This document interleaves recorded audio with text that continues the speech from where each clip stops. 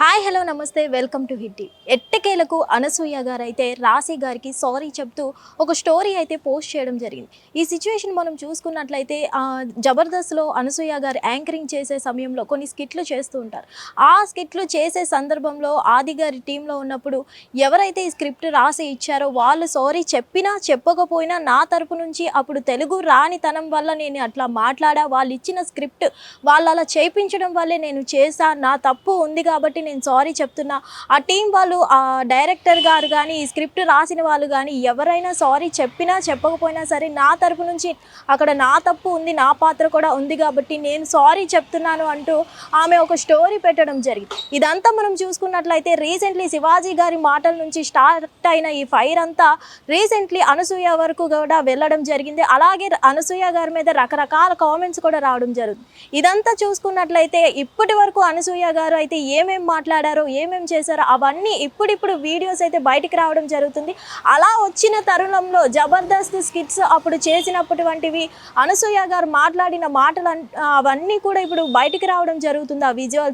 ఆ విజువల్స్ రావడం వల్ల ఇప్పుడు రాశి గారు ఆ విజువల్స్ మీద రెస్పాండ్ అవుతూ ఇలా మాట్లాడతారా, ఒక ఆడవాళ్ళే ఇంకొక ఆడవారి కోసం ఇట్లా హేళనగా మాట్లాడతారా అంటూ ఇప్పుడు ఆమె రెస్పాండ్ అవుతూ ఒక వీడియో పెట్టడం జరిగింది రాశి గారు. సో ఇది పెట్టడం తర్వాత రాశి గారు అయితే చాలా అసభ్యకరంగా ఆమె కూడా మాట్లాడడం జరిగింది.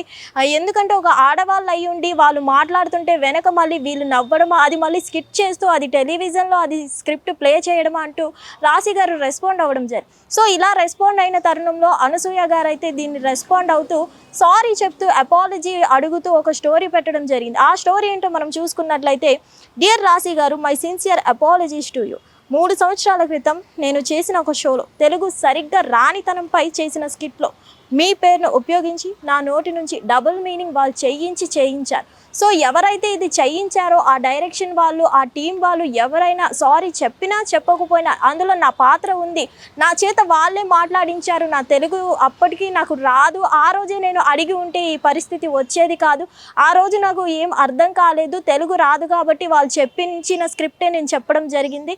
సో మొత్తానికైతే నా తప్పు కూడా ఉంది కాబట్టి నేను సారీ చెప్తున్నాను అంటూ మొత్తానికి సారీ అయితే తెలపడం జరిగింది. I'm more stronger and empowered than before to question the narratives built around women's body. Hope you understand and lend your support. Wishing you well, ma'am.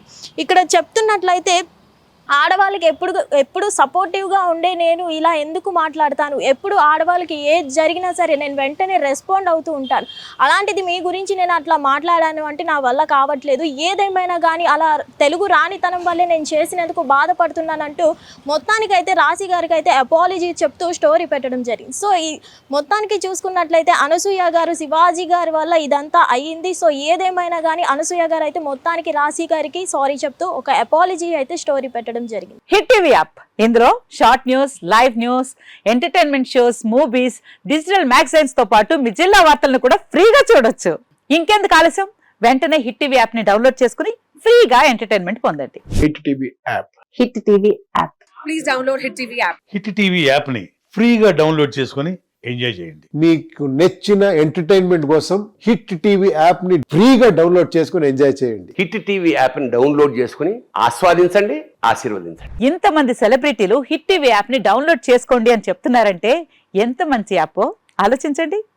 America America America అమెరికాలో చదవాలనుకునే వాళ్ళకి విశ్వసనీయమైన పేరు మన శౌర్య కన్సల్టెన్సీ. UK లో 1 year masters, UK లో 1 year masters, 2 years work permit up to 5 years visa. Contact Saurya Consultancy. Contact 89851 89851.